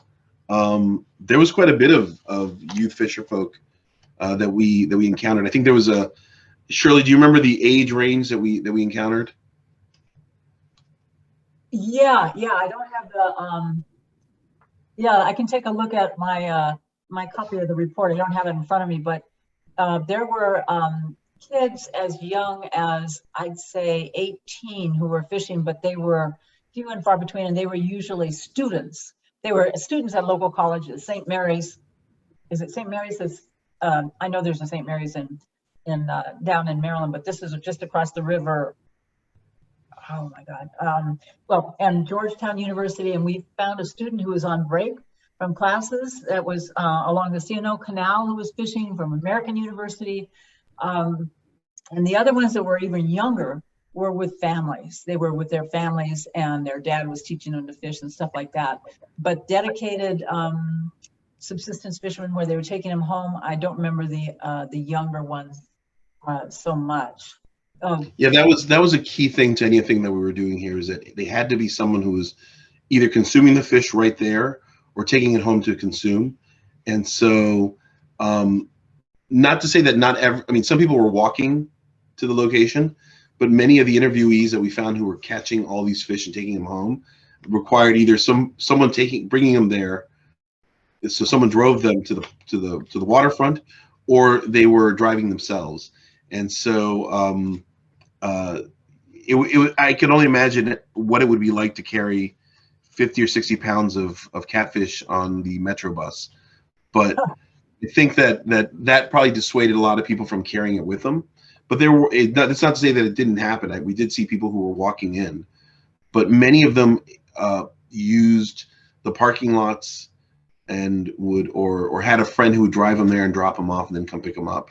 So it wasn't something that was just being done on we found a few people on bikes, but very few. And that was something else we asked, is how did they get here? And almost all of them got there by car. Oh, by truck, yeah. Yeah. Next one. Vans. Our corner grocer sells fresh perch, boxes and boxes of it on ice, and rockfish sometimes. It seems to move, and customers like it. Are you aware of partnerships with businesses and the sale of DC fish? That's a very good question. I think that we had conversations about informal economies. There was a lot of anecdotes about people selling fish here, people selling fish there. Everyone had a story about it. We didn't observe that ever happening, but that doesn't mean it's not true. It was something that we could never ground truth, which is part of the reason that we spent time at Virgo's Fish Market, because that supposedly was a place where things went down. A lot of people bringing fish in and then selling them. That being said, and there were also people who swore that they caught fish for local restaurants. There are people who catch fish for local restaurants as well, but we never observed it occurring, and there was a lot of anecdotes. So who knows? So Chris, where do you exactly do you live? Do you live in Southern Maryland, or where do you live? I can't hear you. Yeah, I'm just chiming in. Thank you. I was washing my hands from the dishes so I could come over because I have a few follow-up questions from Noelle's good. We're in like right below Military Road in Northwest, and it's so it's sort of a Latino grocery store on Kennedy Street. In this commercial area of DC. So, you know, the group that we're talking about, subsistence fishermen, may or may not have sold it to that grocery or to the distributor, the buyer for that grocery. Like Noelle said, we didn't really actually see that kind of stuff, but you can commercially catch perch only further down out of the DC area. And that's hopefully that's what's happening. and rockfish as well. Hopefully the rockfish there's a lot of commercial fisheries for rockfish, both in the Chesapeake and further down the Potomac into the Virginia waters. It is legal to fish for and sell commercially rockfish. So hopefully that's where they're getting it. And perch is a lovely fish to eat. So I'm glad it's moving. I'm glad that people like the rockfish, and I hope more Hispanics get out and start fishing. Well, one of the things we did find is that there's a lot of. I'm sorry, go ahead. No, go ahead. I was going to say there's a lot of wild caught fish being sold, and we didn't really. I think we did some readings on it, but we didn't go any further. But one of the things we did find was that there were fish being caught in the further south, in Charles County, but in the Potomac, and many of those fish are sold to grocery stores out west. And so it makes me wonder if when we're catching wild caught fish, especially catfish that are wild caught, are they coming from urban rivers out west being sold here in the east? Because we can't identify them. I don't know. But I know that was something that we did look into, because there are some fishing. There's one family that has a commercial fishing license just south of Mount Vernon, I think. I think the Harley family it might have been, and they sell to but I'm not sure what they're catching. We never got into it, and there were a lot of anglers who would point out that there's commercial fishing happening, but we never saw it happening illegally anywhere. So it's hard to say. The Atlantic States Marine Fisheries Commission is the one that regulates the commercial licenses and the commercial fishermen. And so the Virginia fishermen probably go through or have to be attentive to sort of what the Atlantic States Marine Fishery Commission says. But we really didn't deal with commercial fisheries at all. I mean, you could. Why don't you ask them? It's a good question to ask. That was my follow-on question that I was trying to look. Like, if you were to ask questions at this type of grocery store, where would you? Can you give me some suggestions? Because I'm an economic anthropologist. Excited. Go ahead. Yeah, I'd say, where did you get the perch? Do you happen to know who brought them? Not who brought them in, but what river? Do you know if they will refer to commercial fisheries as like a company or a family? Like, it looks to them as if somebody just shows up in a truck, but they actually do have a commercial license. It's a matter of scale. I think you should ask that. You should ask and see what happens. Or do like a political economy thing and follow it from point A to point like. Right. You're right, Noel. Go when they're there. Yeah. And meet that guy, and then follow. Yes, I love that. Yeah. But you got to be friends. You got to be friend people. Like, something that we learned in the study, and I think I think everyone knows this, but you don't just walk up to someone and say, "Tell me your secrets." You know what I mean? Right. Like, you gotta put some effort and time and energy into them for them to see you as like an insider. Maybe, and I think that it may be hard for you to walk into the Latino market and say that without, raising concerns of like, holy shit, someone's about to bust us or something, So you may have to find someone who's willing to be an insider for you to do that work. We should talk after.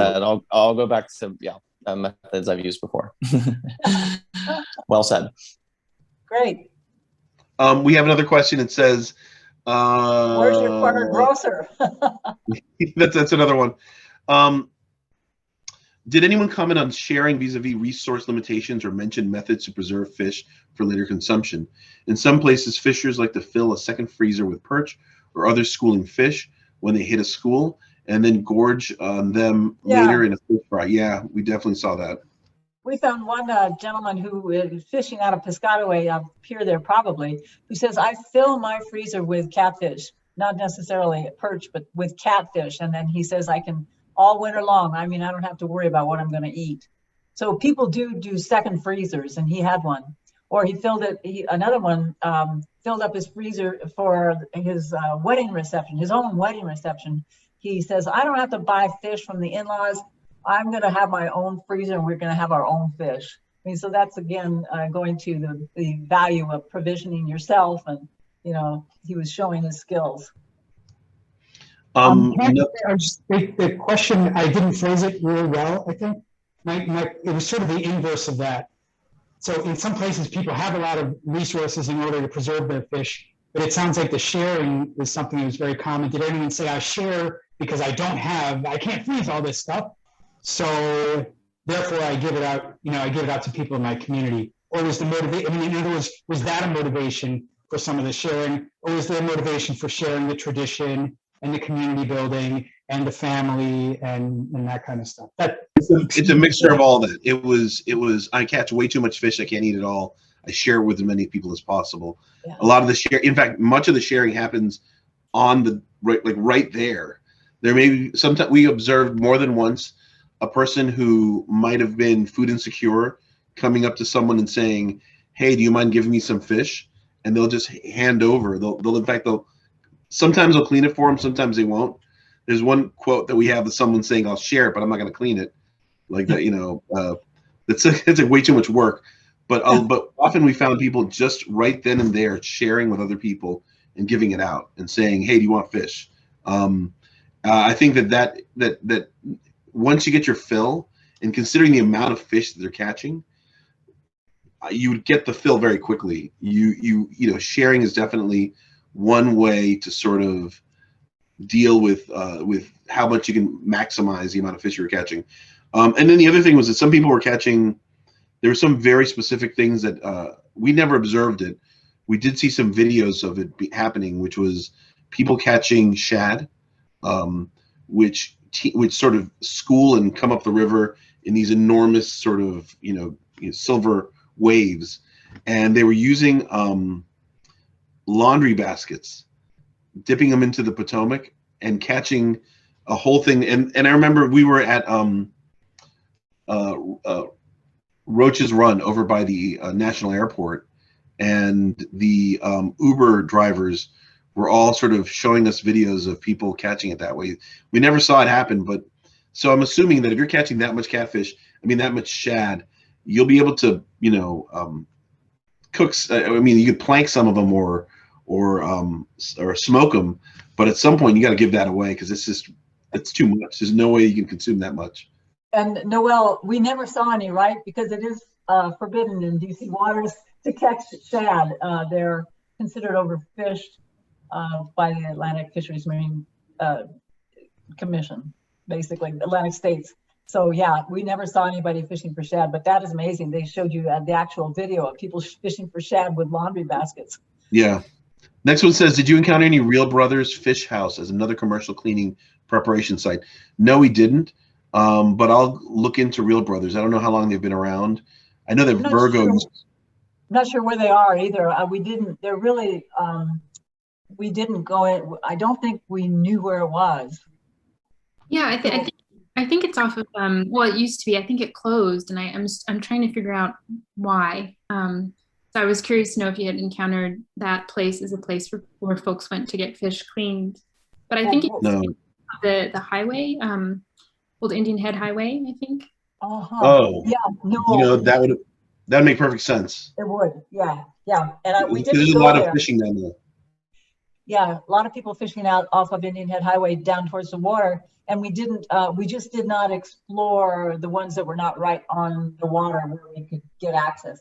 So it could have closed for a lot of reasons, and it would be good to look into why it closed. The reason that the Virgo's Fish House closed was pure and simple gentrification and development of the area. And fishing marinas are considered smelly and, low class. They were really public access spots in DC. I don't know how many of you went to the fish market down there, but it was the most multicultural, multi-ethnic fishing institution or place to go on the water that you've ever seen in DC. I want to go back to Chris and his question that he asked Noel.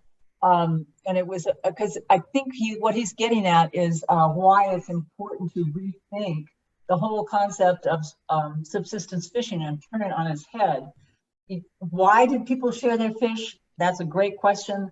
The people like Helen Regis and Shannon Walton that are reporting on subsistence living in Louisiana and Terrebonne Parish, it's because people see it as a bounty of fish. And the way you deal with a bounty of fish or shrimp or oysters or duck is you share it. And that's the way, that is one aspect of sharing, and the rationale for sharing is sharing the bounty, especially when it comes to blue catfish, which there's so much of, but other catfish as well. So, okay, I'm sorry, I just wanted to add that on to No problem. question. Next one says, fascinating study. Did you calculate the value of fish as proportional to family income or family expenditures on fish or assets, or assess the monetary value of fish to families? I don't think we didn't quite get into that. No, we didn't. We did some rough calculations at first to look at what the average price for fish was, the fish that they were catching at the we went to the fish market when it was still there. I mean, it's still there now. And we looked at the different type of fish that you could buy at the market that you could also catch.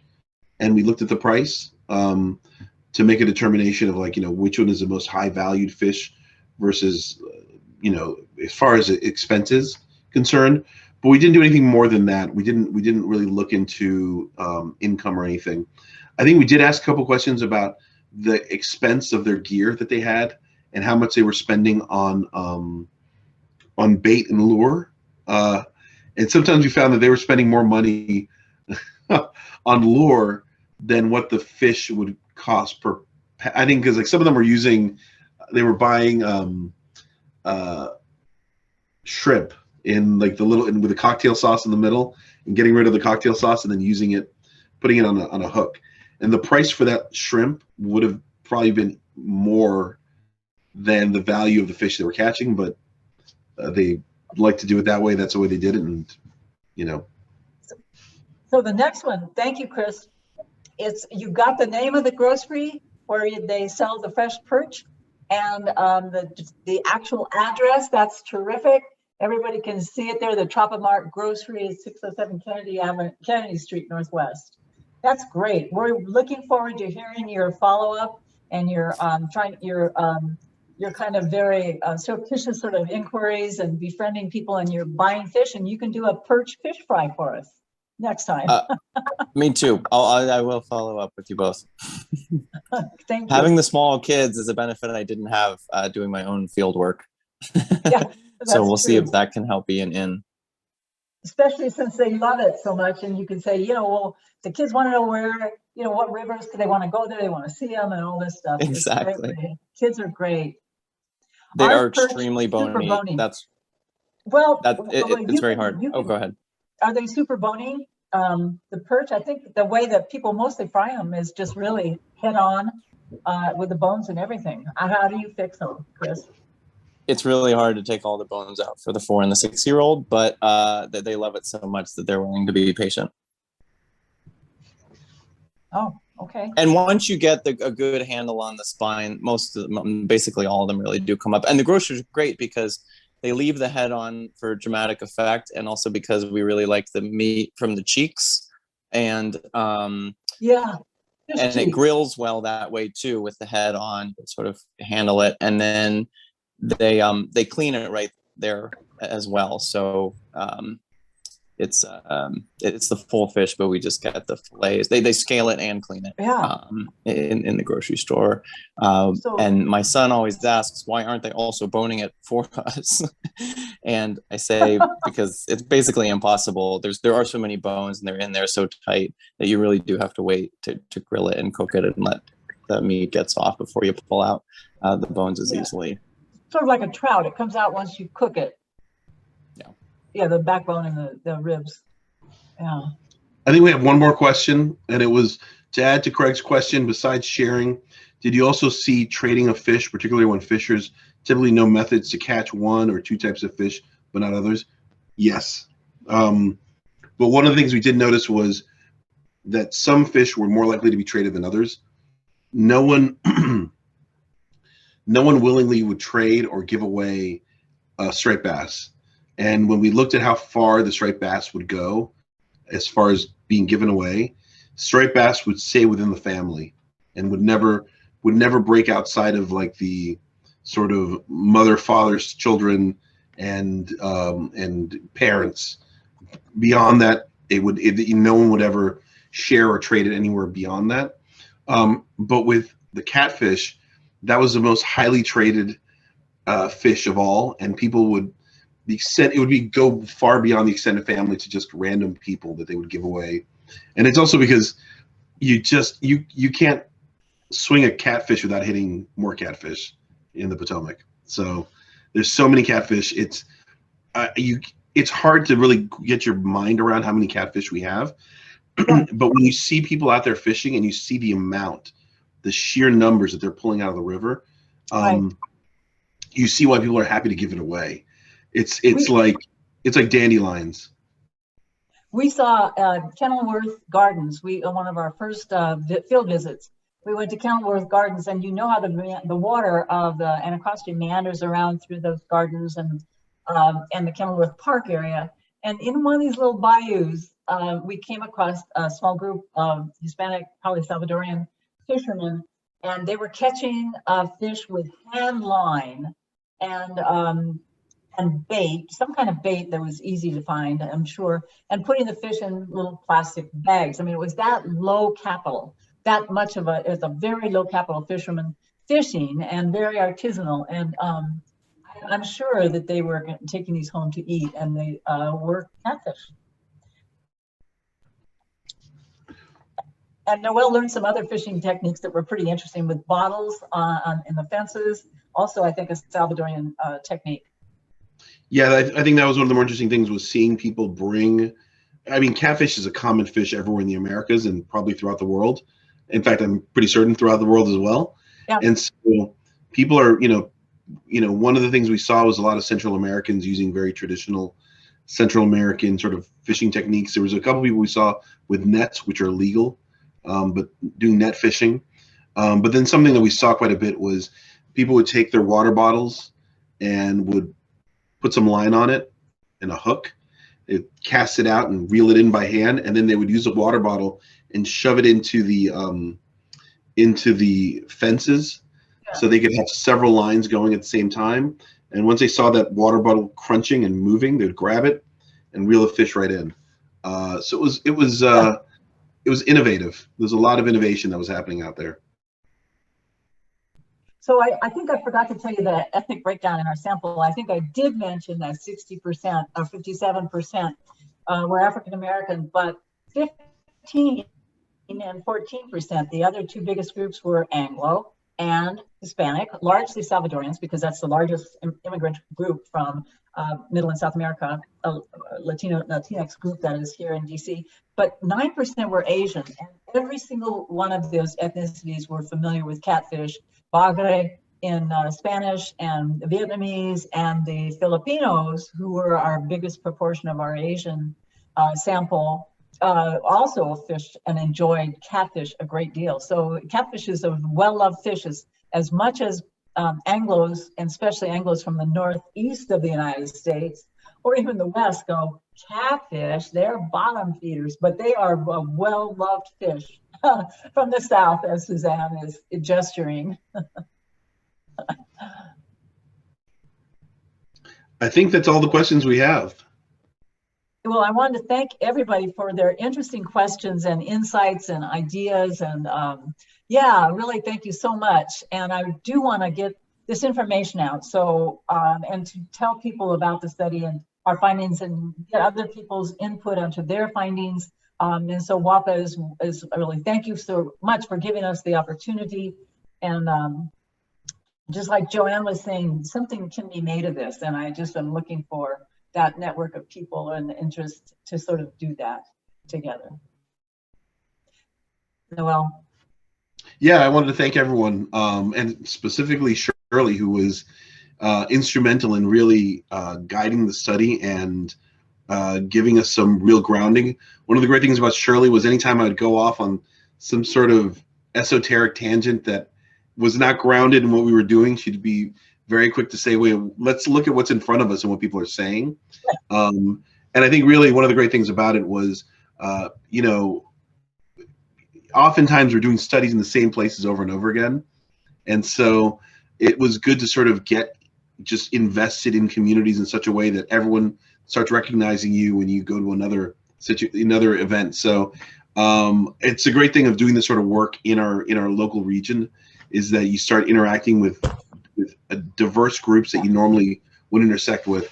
But I'm also glad for the support that we got from WAPA, because we had several members of WAPA who were part of the team, including David Shoulders, who we never got a picture of, but he was a member for a while, and some others. So not only thank you to Shirley, but to the community of anthropologists here in the DC area who assisted through the years and just giving us advice and pointing us in the direction of different studies that we weren't looking. So we're excited to see what else we can do with this work.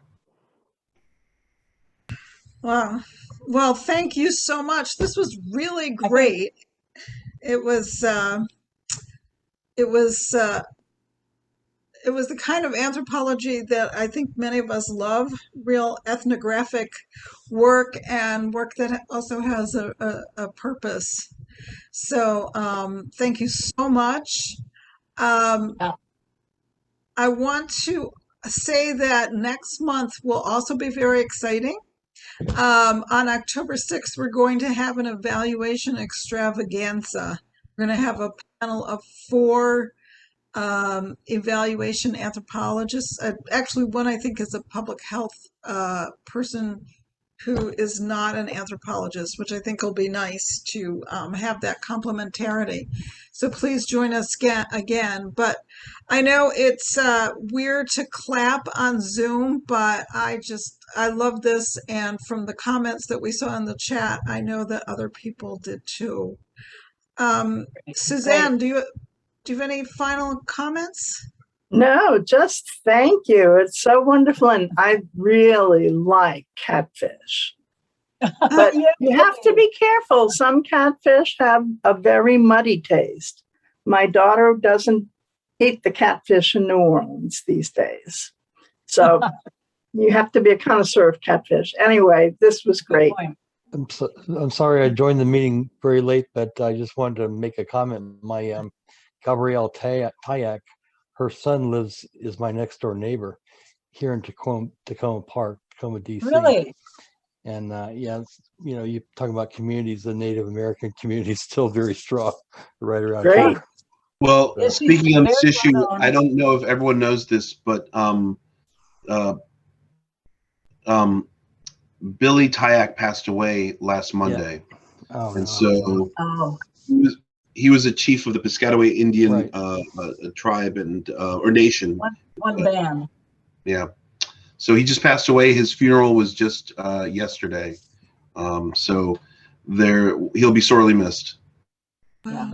Thanks for saying. Thank you, Ron. Be sure and tell her thanks that we have read her interviews and stuff and her work, and so she was quoted in our study and in the Piscataway ethnography, which is in our study, ethnohistory, excuse me. Exactly, and I so enjoyed your report. It was wonderful. Oh, great. Good. Thanks. Well, all right, Ed, did want to say to Ed Lebo here, Ed. Ed was actually the person who first drew to my attention that there was a competition for this particular project. So Ed, you don't know what you started, and now you get to see the final ending of it. Thank you. I just can't thank you enough. It was really a terrific presentation, and I know this report is important, and it's clear that there are some strong public engagement implications of it. So thank you both, and the rest of the team. Of course, I heard glimpses of this off and on over the years that Les was working with us at the association, and now he's gone on to Namak, and we're still in touch with him, but it's really terrific. Thanks for being here, everybody.